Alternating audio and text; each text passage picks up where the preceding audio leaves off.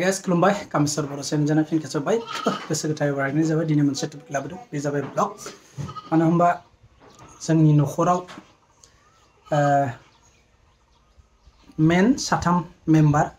लोगोसे सासे जोंनि गामिनिनो सासे बिनानाव थायो स' बेजों मिलायनानै साब्रै मेम्बार जायो स' बेखायनो बै बिनानावा दिनै हस्टेलाव थांनो ओंखारदों जाहाथे रङापारा हाई सेकेन्डारियाव एडमिसन खालामनाय जादों स' बेयाव गोजान जायो नालाय साइकेलजों थांलाय फैलाय बेखायनो हस्टेलावनो थासिगोन स' बेखायनो दिन्थिनो नागिरदों रायजोफोर मानो होनबा गामिनिनो सासे बिनानाव मानो होनबा बिसोरनि नखराव गोबां उसुबिदा माने ओरैबायदि कन्डिशन माने बुंनो नाङा दुखुनांथाव मानो होनबा हा हु गैया न' बां सेन थेन दं आरोना जुदि मालाबा सुबिदा जायो नोंथांमोनखौ न'खौबो दिन्थिगोन स' बेखायनो आं एसे हेल्प खालामना होदों जाहाथे जोंनि माइनाया जोनोम जादोंमोन 2018 गतिके 18आवनो बे फैनाया जादों जोंनि आइया लाबोदोंमोन जाहाथे जोंनि माइनाजों एसे गेलेगोन थागोन होननानै नायगोन होननानै स' 2018 निफ्राय फरायै फरायै देग्लाय क्लास 9 आव जाबाय 7 बोसोर स' 7 बोसोराव दिनै हस्टेलाव थासिगोन स' जोंनि नखराव लाखिबाय थाबाबो जाया मानो होनबा बिनि फरायनायनि खोथा दं गावनि आथिङाव गाव संनाय जाहाथे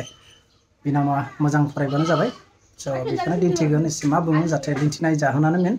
जाहाथे आं हेफाजाब खालामदों नाथाय खामानिया बेनि खामानिया जाबाय फरायनाय बेनिखायनो दिन्थिगोन रायजोफोर नोंथांमोनहाय स' थाग्रा रुमखौ देखायगोन एसे दिनै रुमा खालि जागोन जों दिनै अनलि साथामल' जासिगोन स' सासे मेम्बार खम जागोन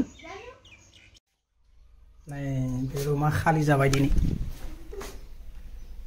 आइलाय निर्मालि बिनानाव मा बानायबाय थादों गासिबो नखराव जुदि बिनानाव एब्ला सिख्लाफोर थायोबा बिदि न'फोर साजिनाय थायो आरो साब सिखोनबो जायो न'फोरा स' बे रुमा खालि जागोन स' दा जों साथामल'सै बिमा बिफा आरो आं फिसाजो स' बिनानावा थांसिगोन ओंखारबाय बेग सेग लाबाय धनु आब'खौ माबा मोनसे बुं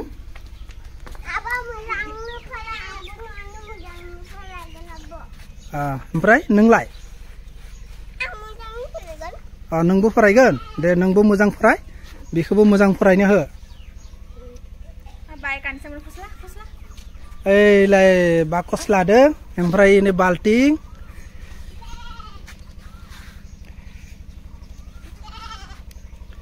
मानोथो गाबनांगौ जेबो नङाना जों गोजानाव हराखैना हस्टेलावसो हरदों न जोंथ' हाबा हराखैना खालि मोजाङै फराय गाबदों दिन्थिया मालाय गाबदों ओइ सासेयाबो थांगोन बेबो फिसाजो जायो बे मेट्रिक पास खालामबाय देग्लाय सेकेन्ड डिभिजन रायजोफोर बेनोसै दिन्थिबाय एसे स' आं बारा दिन्थिया मानो होनबा गाबबाय थादों मा सानदों बियो मानो होनबा गोबाव सम थानाय ना 7 बोसोरसे स' जों आवगायनोसै रायजोफोर नायबाय था जोबजासे आं उनाव फोजोबगोन स' रायजोफोर फाननैनि बिनानावफोर दोननानै फैबाय स' आंनि बे ब्लगखौ दिन्थिनाय मेन थांखियानो जादों जाहाथे बै बिनानावा जाहाथे सोरबा हेफाजाब खालामनो होदों बा बेनि फिथाइखौ दिन्थिनायनि थाखाय एबा गोसोआव लाखिनो थाखाय दिन्थिनाय जादों स' रायजोफ्रा नोंथांमोना जेबो साननाङा जाहाथे आं फिसा हेफाजाब खालामनो होदों जाहाथे गरिब नखरनि बिनानावखौ जाहाथे फरायनो थाखाय खाबु मोनो जाहाथे गेजेरावनो फरायनायखौ दोनथ'नाय जाया स' बेनि थाखायनो दिन्थिनाय जादों स' गावनि